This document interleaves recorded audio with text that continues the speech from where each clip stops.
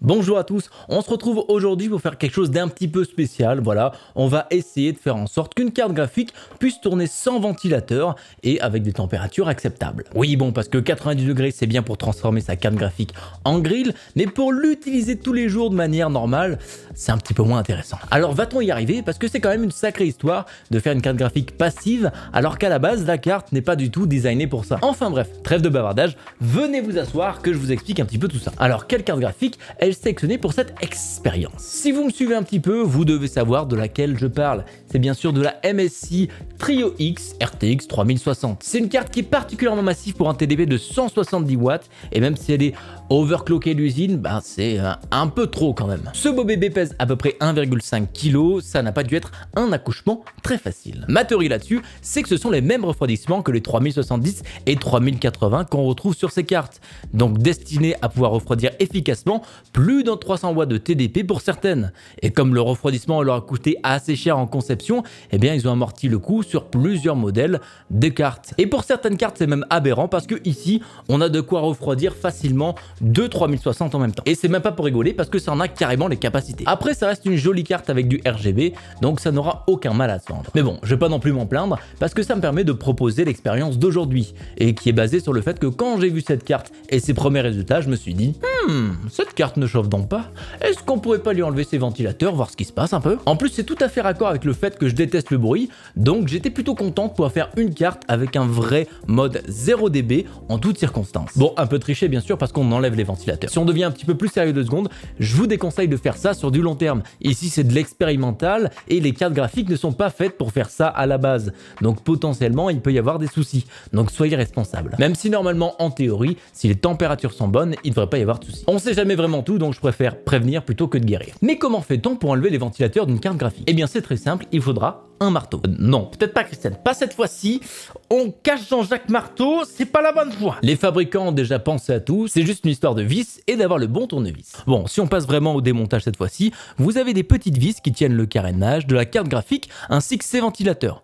À l'aide d'un tournevis assez fin, vous devrez à travers les ventilateurs pouvoir décrocher ces petits vis. Et n'hésitez pas à tourner les ventilateurs histoire de bien pouvoir accéder aux différentes accroches. Prenez aussi de préférence un tournevis aimanté histoire de pouvoir sortir facilement les vis de la carte graphique. Parce que c'est beaucoup moins sympa lorsque les vis commencent à tomber dans le radiateur. D'ailleurs bien joué à MSI d'avoir mis des vis de différentes couleurs entre ceux des ventilateurs et ceux du carénage. Ça permet un remontage vraiment simplifié sans prise de tête. Une fois tout ça enlevé, on devrait pouvoir séparer les ventilateurs du carénage, décrocher les connecteurs ventilateurs et sortir les câbles. N'hésitez pas à utiliser une petite pince pour écarter les guides en métal plutôt que de forcer sur les câbles, qui si vous l'endommagez sera bien plus chaud à remplacer. Enlevez aussi les câbles RGB si votre carte en est équipée et tada, vous avez le radiateur à nu pour le moins d'obstruction d'air possible. On appelle ça un dishroud en anglais. Si jamais vous voulez chercher la procédure pour votre carte en particulier, peut-être qu'il y a déjà en vidéo ou sur internet. Ce genre de technique c'est principalement utilisé dans des boîtiers à faible volume, histoire que quand vous placez votre carte graphique, vous pouvez la placer directement sur les ventilateurs du châssis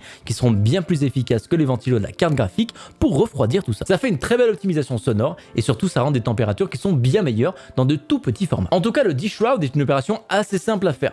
Le remontage est un petit peu plus complexe quant à lui, mais ça reste tout à fait abordable. Et alors, dans les faits, qu'est-ce que ça donne ce petit test? Eh bien, désolé de vous dire que le 0 dB pur et dur est totalement impossible. Il vous faudra forcément un petit peu d'airflow, sinon la carte graphique va monter un petit peu en température, encore et encore et encore, sans jamais s'arrêter. Du coup, jusqu'au moment où on atteint le point de rupture. Et ce genre de comportement est tout à fait normal parce qu'à la base, c'est pas du tout fait pour ça. Tout ce qui est fait pour être passif a un design bien particulier à la base et pas forcément comme ça ici, où tout est dense vraiment et optimisé pour que justement l'air passe comme ça avec une certaine vitesse et puisse déployer un maximum de chaleur. Et quelle idée nous a pris aussi de faire notre Frankenstein passif. Pour pallier à ça, j'ai ajouté 2 petits ventilateurs sur le côté, histoire de simuler comme s'il y avait un airflow qui venait de l'avant du boîtier, donc placé exactement pareil.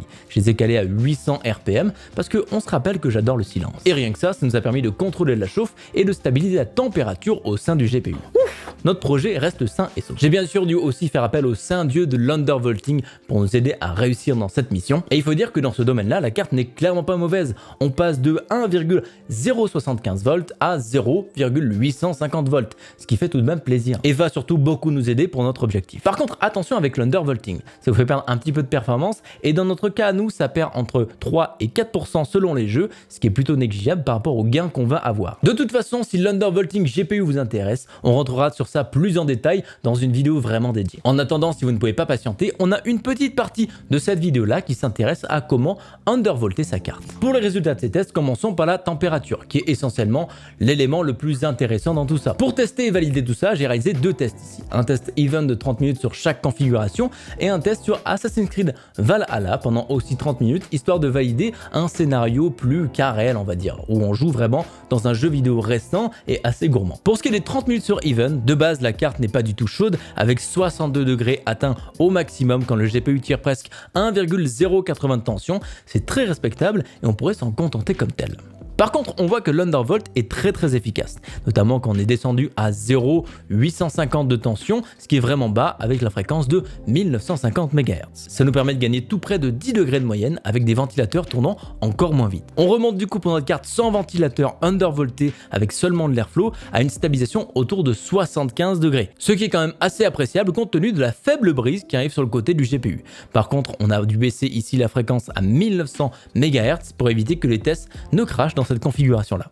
Sans un vrai refroidissement, elle a peut-être quelques problèmes à se stabiliser un peu plus haut. Pour votre information, j'ai aussi essayé de faire la même chose sans undervolt. La carte a rapidement atteint les 90 degrés sans pouvoir se stabiliser et dans les mêmes conditions. C'était donc du coup un fail, j'ai pas non plus insisté plus que ça dans cette configuration. Pour Valhalla, on est un peu dans le même scénario ici, mais avec des écarts de température plus importants pour l'undervolting, qui passe sous la barre des 50 degrés de moyenne et de max. Le jeu a aussi été clément avec notre carte en mode 0 dB pour une moyenne à 69 degrés sur les 5 dernières minutes de la session, là où la carte s'était stabilisée en température. Passer sous la barre des 70 degrés de moyenne comme ça, c'est quand même assez impressionnant et c'est même mieux que certaines cartes graphiques stock qu'on retrouvait sur le marché il y a quelques années. Donc clairement niveau chauffe, c'est mission réussie. Si on passe rapidement sur la vitesse des ventilateurs, pas de surprise ici, notre carte sans ventilateur est bien sûr à 0 RPM et l'undervolt est bloqué à 1032 RPM, ce qui correspond au minimum qu'on pourrait mettre sur cette carte, ce qui est tout de même mieux que le format stock pour des températures qui sont encore plus faibles. Donc c'est plutôt du classique ici, on s'y attendait, mais c'est pour vraiment avoir toutes les informations. Si on parle rapidement aussi de la consommation en total board power, donc la consommation de toute la carte,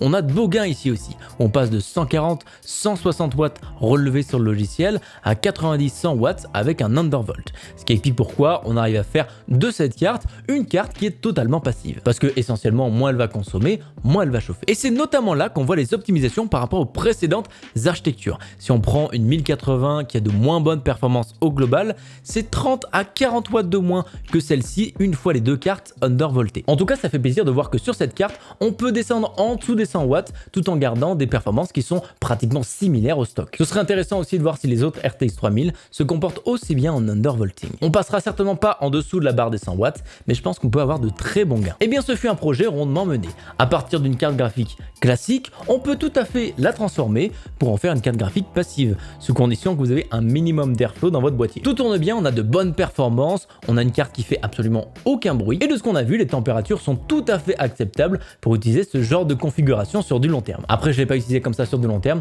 donc je ne peux pas vous valider vraiment si c'est sans risque. Maintenant qu'on sait que cette carte est capable de faire du passif, est-ce que ça vaut vraiment le coup de faire ça? Eh bien pour moi, non, clairement pas. Parce que de base, avec un simple undervolting, on arrive à des températures qui sont pratiquement frigorifiques et avec des ventilateurs qu'on n'entend pas du tout. Donc une fois la carte dans un boîtier, l'undervolt appliqué, elle sera tout simplement inaudible en toutes circonstances. Donc ça vaut pas le coup d'enlever les carénages, enlever les ventilateurs, faire en sorte que tout marche bien et se frotter à des instabilités. Par contre, ce sera très efficace pour vous la péter en société avec votre carte DIY passive. Ce sera d'ailleurs un très bon moyen de drague, histoire de toutes ou tous les faire tomber. Enfin bref, l'expérience nous a donc montré un petit peu que cette carte a un refroidissement qui est ridiculement gros pour vraiment la capacité de chauffe de ce GPU. En soi, c'est très bien parce que c'est très efficace, mais d'un autre côté, cette carte et ce refroidissement surtout, vous en payez le prix. Ça fait partie du bundle. Si vous êtes à la recherche du silence absolu, potentiellement les modèles de cartes comme ça seront votre bénédiction pour quelques euros de plus. Ça vous permettra d'avoir quelque chose qui est vraiment silencieux. Mais d'un autre côté, pour savoir si c'est vraiment le cas, il faudrait la comparer